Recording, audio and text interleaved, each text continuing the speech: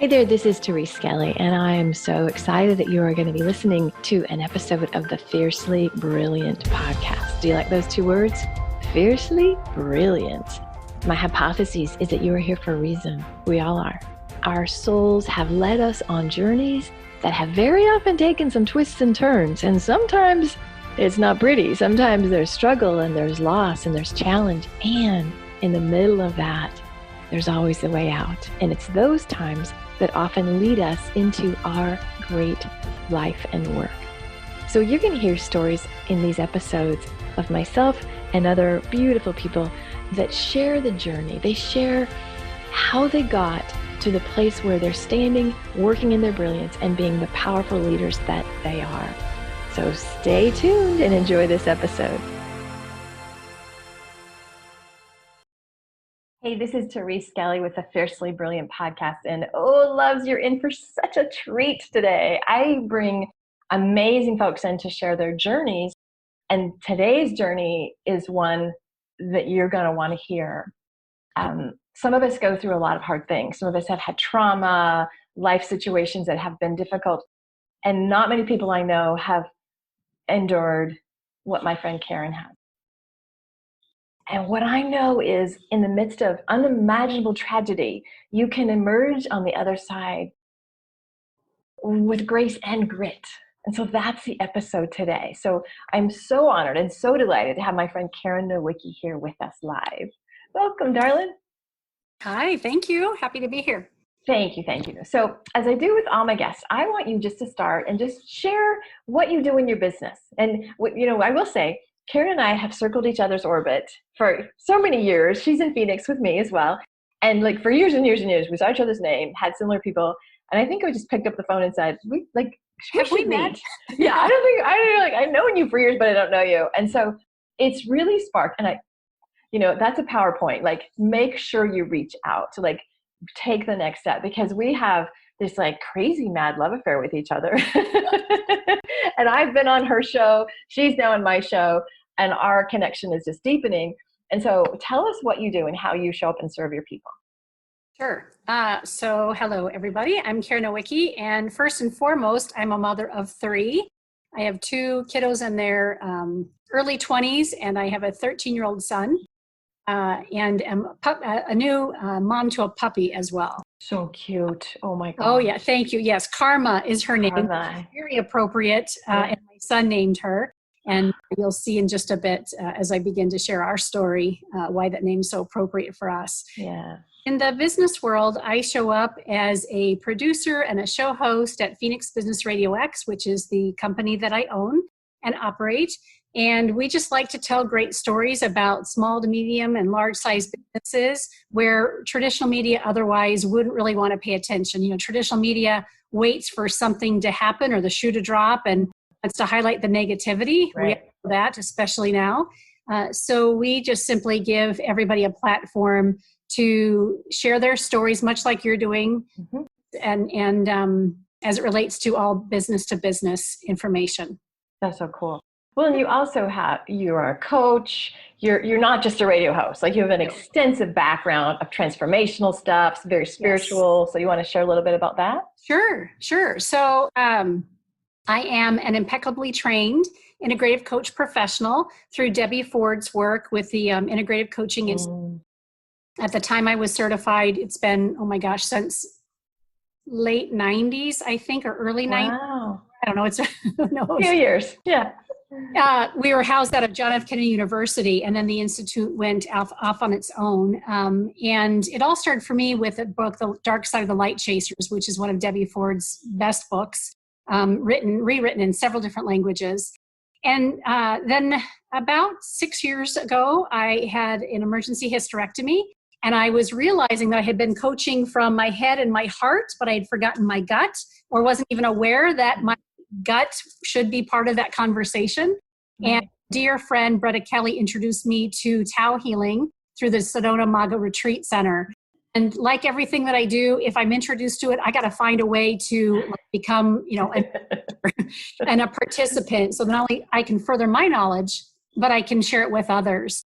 So I've been a Tao guide, a healing guide for quite a while now.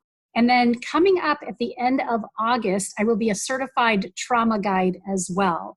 And we'll talk in just a few minutes about kind of what led me there. But, first, I lived my life, was taught to live in my head as a young child. My whole family lived here, and I lived only in my heart. So there was a lot of this. Ooh, yeah. And in my my pursuit of trying to figure out myself and working through postpartum depression way back, that's when I realized there needs to be more of this integration, whole mind, body, spirit. And I'm just a lifelong learner. So not only do I own the studio, as Therese mentioned, but I also am an integrative coach with folks both on the business side, but also on the life side. And similar, but there's some differences between what Therese does and what I do, which is why there's a big love fest between her and I. Big love fest, absolutely.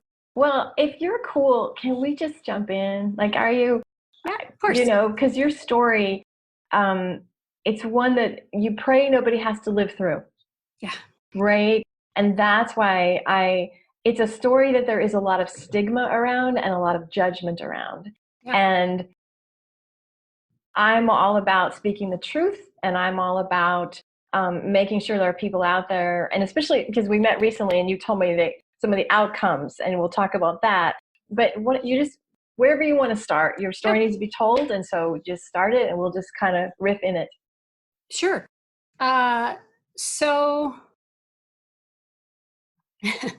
my mind is like, where do we start? Where do you start? I've been married for 15 years. It's a second marriage for me. And Mike, my husband, is and has been the love of my life. We both owned and operated our own businesses these last 3 years, both of us in startup mode. So you can, there was a lot of difficulty. And I think most of your listeners, Therese, are with businesses. Yeah, right. Yeah. So entrepreneurs, it's hard work, man. We are the only one. There's a saying, and it's not mine, but we are the only people who will work 80 plus hours to avoid having to work 40 hours for something else. So and true. Feel good doing that, right? And be grateful that we work that much. Exactly. But long story short, my husband attempted suicide and survived back in October 2019.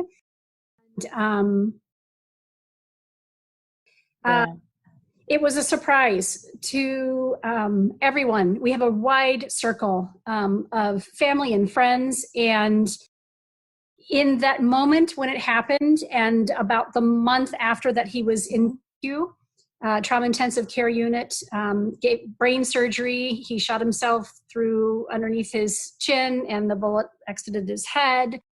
Wasn't sure if he was going to be alive. First month, I was just, of course, in shock and trying to figure out how and why did we land here, because it seemed so inexplainable. Right. But as things began to kind of unfold and I got really clear, I could see some of the writing on the wall after the fact. So when Therese, in the opening, you mentioned, what I've experienced is something that we would never want to experience, and many of us won't have to. Part of my goal is to make sure that mental health is at the forefront of our government, our educational institutes, our businesses, our familial conversations, our girlfriend conversations, because more and more we're seeing a rise in suicide and suicide attempts, let alone mental illnesses. And we have to stop making it taboo. So I think it was only 2 weeks after Mike landed in the hospital, I had this download from the universe and God, universe, whatever it is, I call this higher power God, that I was to journal about my experiences as it was happening. And if you know me, I'm an open book, but this is the biggest call to action and the biggest holding my feet to fire around that ever before, because not only is it Karen's story, but it's also Michael's story, our child's story, my kids from my first marriage, and his parents and family. And so I had to be very careful about wanting to take care of Karen first and my needs. Journaling was healing for me, and raw. And I also wanted to make sure I was being respectful of all other people that it impacted. And lastly, the hope and desire to help have somebody get the help that they need through our story. And I had to do it in that order. So I journaled quite frequently. I can tell you, and I think I shared that with you when we had lunch not too long ago, that there are for sure 6 people who've reached out either by phone or private message to our Caring Bridge page, which is no longer up, that I have saved either their life, the life of someone very close to them. That's huge. Huge. And the work needs to continue. Right. Right. The struggle for me now is that I'm going through a divorce. It's been 9 months since Mike's attempt, and I've fought hard for relationship. Was very open to whatever it would look like. Would he heal completely? What would that look like? Yeah. But I needed Mike to be on the same page with me, and we're not.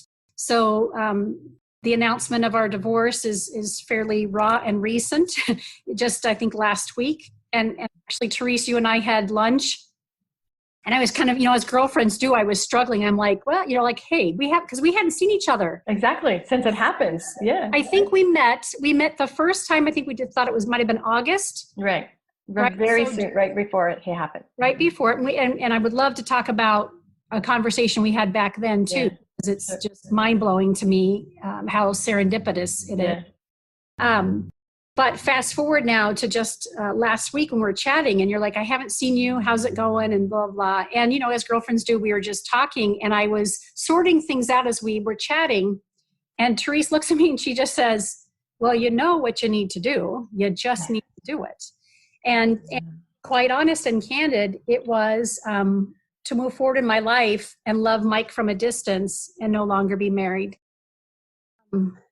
Very hard decision. So now going forward, as I become an advocate for mental wellness and healing and trauma relief, I have to keep my story intact. Still, Mike is a part of that, but whether or not whatever he's choosing his life, I have to let that be okay. Exactly. So, that's where we're right now. So many. I just want to bow to you. Let's unwrap some of that. Yeah, let's unwrap some of it. Well, first, number one, shame. There is so much shame embedded, and that's why I'm bringing this story, because shame kills people. Shame keeps people sick and stuck. And, Mike probably couldn't reach out for help. And we're not going to talk about his story, but very often people that attempt suicide, they have so much shame in their life. So shame literally is a killer. And I know, so what Karen did is the journaling became public. She put it on Caring Bridge. And so we're going to talk first about shame, and then we're going to talk about receiving. What? And so every time you basically shine the light on something, you tell shame to fuck off. You take the power from shame.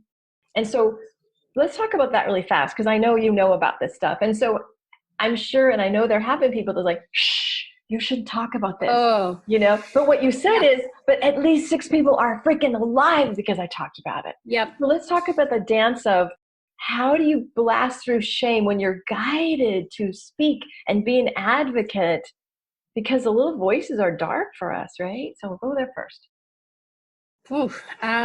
So shame. Wow. Topic.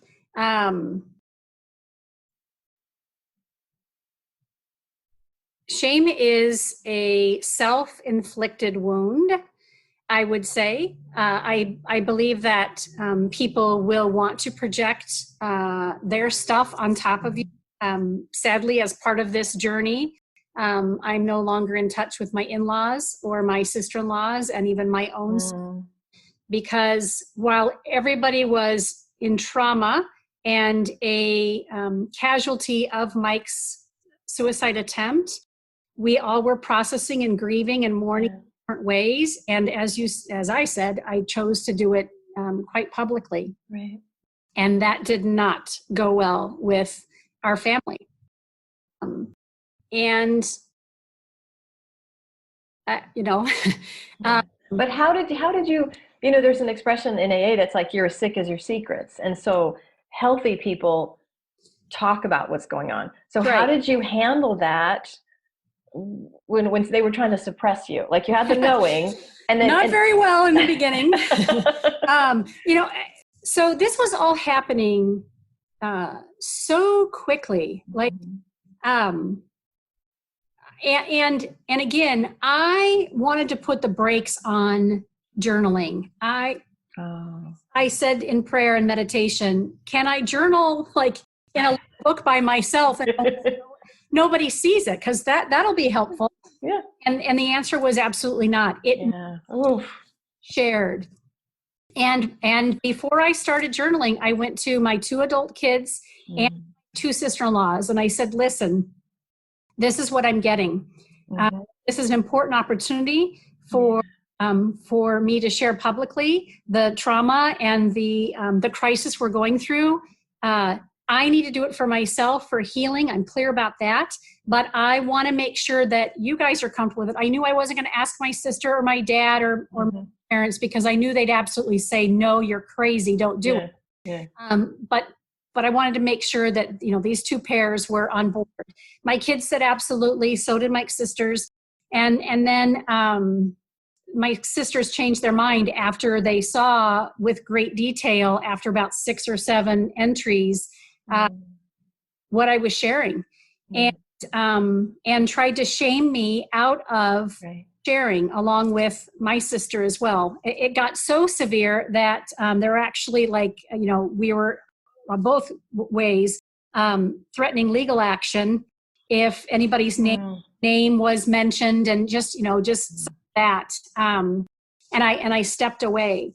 I had to get clear. And when I say that shame is an individual choice, we can only allow people to put shame on us if that door open. And I left for a little while, and then I realized this is absurd. Like, I could not have been more clear from a very divine place. This is how I needed to cope, thrive, and get my head off the pillow every day. Right. And again, for months was fighting that, because it was hard. It would have been far to suppress it and be private about it. And so even now today, with what I've just shared about, you know, the pending divorce and the fact that he's moved out, and there's shame in having to work through around a failed marriage. I journaled about it, and you had commented about it on Facebook. And those are the things that I have to continue to work through. So I'm so grateful that my life has taken me, and where I've chosen to take it as an integrative coach professional, doing shadow work. And you know how to do it. And the soulful, I know how to do it, but that doesn't make it mean that it's clean, easy, or even fun. Like, I struggle. I'm really struggling. But I'm very candid about that. But here's the thing, though. Yeah. You are and you're not. Like, you're open, but you're kicking ass in business. You're raising your son really well. You look freaking fabulous. You lost 20 pounds. So you're not destroyed. That's why, you know, the title is like Grace and Grit. Like, the grace was there, and it feels like it developed grit in you. Yeah. But I want to go back to my second topic about receiving, because, you know, we're professional givers, you and I, right? We're the mama bears, superheroes, take care of people, blah, blah, blah, blah.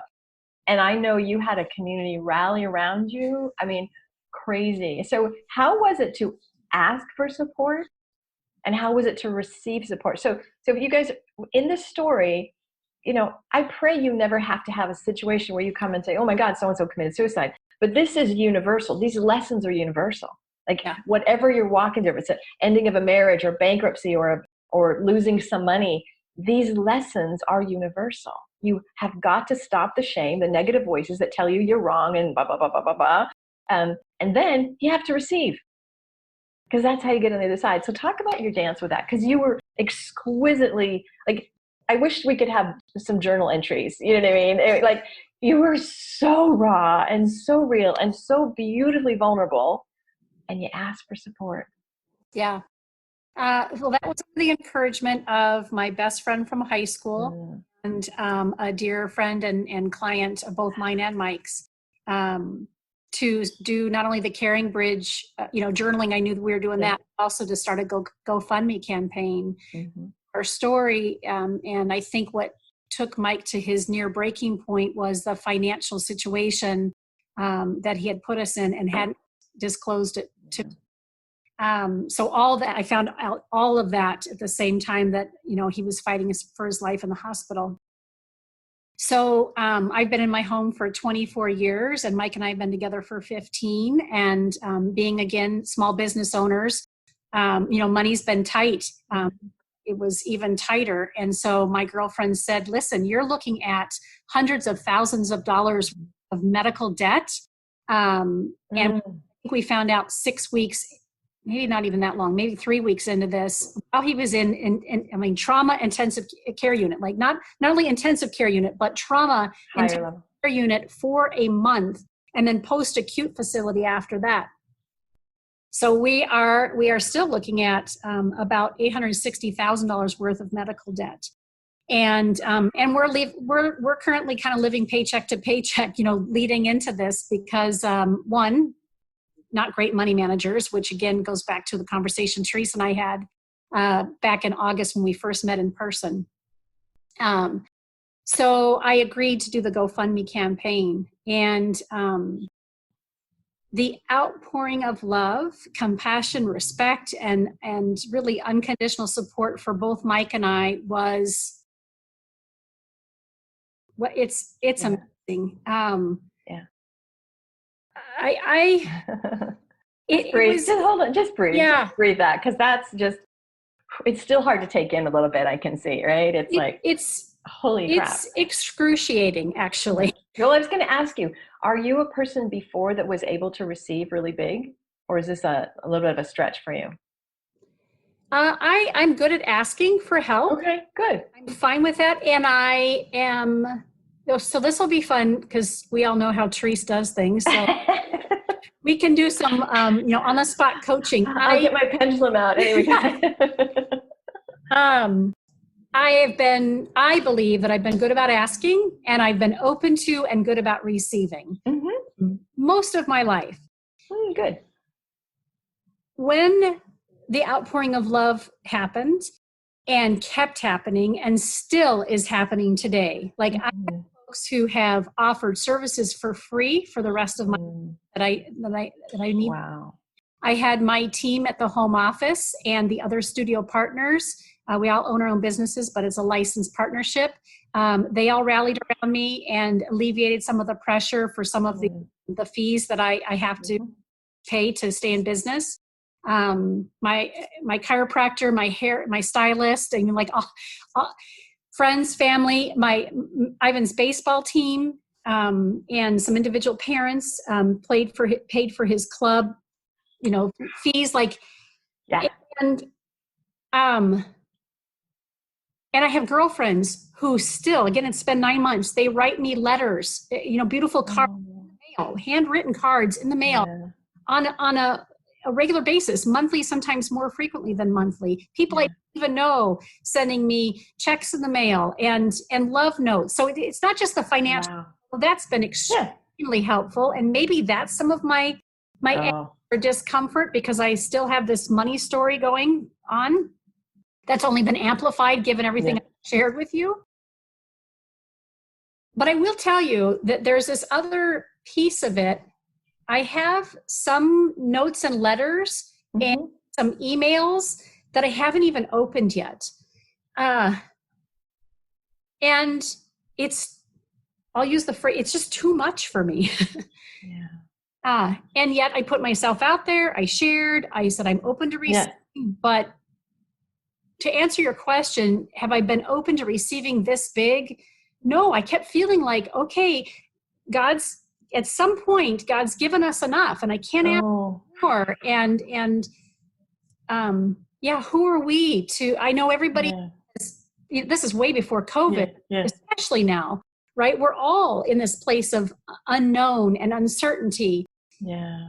And everybody else's life just seemed to be okay, which is kind of a joke because, we all got something going on. Right. It felt like I got way more than I was deserving of. Well, my beautiful friend, that's not even yours. That's not your belief. You're carrying it 100%, like it's impacting you. It's a really big one. So can you grab the energy of that and basically say, like, return to sender? Just it's not even yours. It's not even yours. Yeah. And who would you be without that? I would be the girl and the woman that I see several times a day in my thoughts and my dreams, who is knocking it out of the park financially. Yes. Mike pay off his debt, had multiple studios, a home by the beach, and can give and give and give where people need it most, right? Mother's Grace is a nonprofit, local nonprofit, who reached out to me and said, we've donated to your GoFundMe campaign, but we'd also like to know if there's another specific need for you. And I was able to get counseling for one of my kiddos, which was, I couldn't have done it without them. So I would love to give back. Right. Yeah. You will. Ooh, you will. I got that. It will happen. It's already done. Well, we talked, you talked to me earlier about the word grit. There's this grit that is, I use the term fierce, but it's sort of the same, right? So how do you, because when I would read the Karen Bridges and I would be like, how the hell are you doing this? And then I see you and I'm like, oh my God, it's changed you and you've transcended it and you're still in it. It's not like, 17 years ago. It's like 8 months ago, right? I mean, it's not that far gone. But tell me some of the changes. Like what's today? What do you have access to today that has the tragedy not occurred, you would not have access? Obviously 6 people are alive because of this, but what else? My first thought as you asked that question is that I really haven't changed. I know I have, so maybe I'll find that as I'm talking through it. But as we pointed out a few moments ago, I have spent my adulthood becoming what I call soulfully self-reliant. Nice. And I consider myself a deep impact leader. Those are two things that I use in my coaching program: soulful self-reliance and deep impact leadership. And I've just been invited to embrace that even more. Yeah. So what's recently coming out, I think I'm pretty good about self-care. And what I'm hearing even more, again, in my meditation and my prayer, is how much more I need to give to myself. The pending divorce is even a strong example of that. That's so raw and so new. I'm like, okay, wow. So now, it really is all up to me. Yes, it is. Yeah. And for me, that's not pushing harder, driving harder. Got that aspect of grit harnessed. Yeah. Really good at that drive and organizational development and strategy. I'm hearing that I have to have more time in solitude and more time in prayer and more time away. And so there's that, I don't pronounce that word, how do you pronounce that word? There's that dichotomy, or I don't know what the word is, between driving hard and staying gritty and persevering and pausing. And surrendering, and that's just the faith and the feminine energy. Just waiting, allowing, nourishing. Yeah. Ooh. So that's that. I think that's the next evolution of who I am is ruminating in there somewhere. Yeah. You just, like, my jaw drops. You were one of the most inspiring people I know through this. It was never, because I'm like, weren't you mad? I was mad at him, Karen. Like, how did you? I mean, I was like, I don't want to say this, but God damn him. You're like, I had so many feelings, and as I walked the journey with you, and you have been nothing but positive. Like you stay positive. You don't want to trash him. You want to love him. Like Yeah. you're like a saint, right? And that's the work you do. And I know you're not a saint. It's the work. I'll say the work you do, right? It's the work that I do, and I'm still having to do. I'm angry right now, and I'm upset, and I'm hurt, and I'm heartbroken. Yeah. In shadow work and integrative work that we do, we have to look at ourselves. Like when I project that anger out on anybody, my sister-in-law, Mike, his parents, the neighbor across the street who throws, shit in my yard. Yeah. I have to look at, what is this reflecting back to me? Right. Where am I ignoring that aspect of myself? So that's where I continue to do my work, because I could argue that this happened and it happened to me and I'm a victim, blah, blah, blah, but that doesn't really serve me or my kids, or certainly Mike. I want nothing more than Mike to live a joyful life, a peaceful life, a successful life. And while it hurts that we're choosing not to do that together, why wouldn't I want that for him? Yeah. Same thing with the family members that I've literally said, I'm out. Like, we're not anymore. A very tall boundary around, I'm going to love you from a distance. Yeah. So when that anger and frustration or even sadness shows up, I have to clear it, and I have to send them this loving prayer. So while I appreciate the acknowledgement that I've done it with grace, there's moments that I'm on my bathroom floor and I'm pounding my fist into the tile and I'm sobbing until I'm exhausted. So it's not. But that's how you've done it, because you've been real, you've been vulnerable, you've allowed that as well, right? Yep. So as we wrap up, well, first of all, oh my gosh, thank you for sharing. I wish we could have 7 more hours here. But if somebody is facing something difficult, whatever their situation would be, do you have some parting words? Like, I pulled out the don't go with shame, be vulnerable, receive. But do you have something that's like, is there a lesson that this has taught you that you want to share with people? Sure. So I'll go back to what I first said when I had the opportunity to introduce myself. My journey over the last 55 years has evolved to understanding how deeply we are a whole being, mind, body, spirit. And anytime we're trying to transition or something's happened to us that was unexpected, I really encourage people to take a look at it from all of those dimensions. And with that, I'll say on the trauma side of the things, if you're getting triggered and you're having difficulty in your life, wherever it is, mine is the money story that I'm working on currently, go do your trauma work. Because when trauma happens, and it's relative, so it could be, a kindergarten teacher looking at us and making fun of us in front of the kids, or not getting invited to a birthday party with a teenager, or something far more severe where it's incest or rape or abuse. It doesn't matter how extreme. Trauma is trauma, and it's yours. It lives in your body. Physically, the shock lodges in our body and lives there until we choose to release it. Yeah. And it will inform our future, which is likely not the future we want or that we're deserving of, until we deal with it. So those would be the points that I would share. Really focus on self-care, mind, body, spirit, and do your trauma work.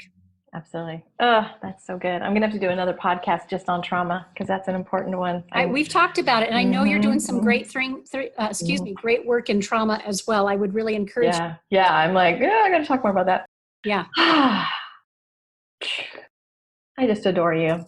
And again, this show is designed for people to have hope and inspiration. And I know that somebody is going to be listening and going, oh my God, I needed to hear that today. Yeah. You had asked me if we have just another quick minute. Yes, of course. You had asked me if there was some offer that I could share with, special offer for your viewers and your followers.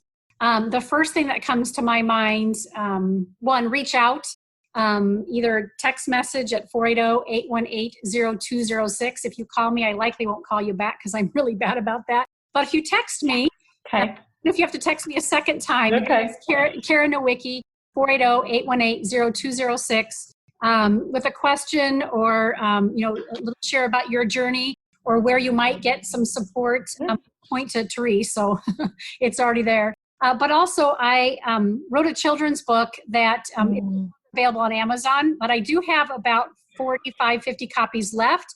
And I wrote it in 2008, and ironically, it is called Maddie Moonbeam's Garden, a story of love and acceptance. And it's around a garden metaphor and really owning our whole self and not, leaving anything behind a closed door. Because once we can do that, we can really stand in our power and authenticity. So if you'd like a copy, I would offer it up to your viewers and your followers and fans as, my gratitude for having a chance to be with you today, Therese. Beautiful. All I ask is that you pay $5 for the shipping, but the book retails at $15 or was retailing at $15. Yeah. So it's a great book. A lot of my adult clients have said they read it and reread it. And then, of course, it's a great read aloud for kids of any age. That's so generous. So I love that. All right. Wow. Whew. So all this information will be in the show notes. Or reach out to Karen. And we'll also put the BizX Radio, thank you. Contact information. So Karen hosts people for her podcast and her radio shows, and that's a whole other part of her life and her world. She's a fabulous connector in Phoenix, beloved person in Phoenix. So, and I just cherish you. Thank you so much for sharing your story. Thank you. So if you've enjoyed this episode, leave a review and reach out to Karen and I. Seriously, I don't usually have people come and say, hey, here's my text number. That's super generous. And I'm the same way. Reach out, especially around trauma. I believe we are allowed to go through things for reasons. It's our soul design. And so you went through an horrific event. And so far, 6 people have been saved because you told your story. Yep. And so I'm just knowing, I don't know if you guys know this, but before every show, I just do like a little prayer and intention. And so we set the energy such that somebody's going to hear this. And they needed to hear this today. So thank you for being the missionary for this beautiful story. So, mwah, my pleasure. Much love. Thank you. Take care, guys. Bye. Hey, this is Therese, and I'm so excited that you were with us today for another episode of the Fiercely Brilliant podcast. If you are inspired to get to that brilliant place, if you heard some wisdom today that made you think, yeah, I need some help in that area, I would encourage you to have a conversation with me. Super simple. You just go to thereseskelly.com/let's connect. It's a no charge, no pressure conversation. And if I can support you to clear the blocks, to really step into that brilliance, oh my gosh, it would be a delight. And I'll be honest with you, we'll just have a great conversation and see where we can take it. Peace and blessings. Bye.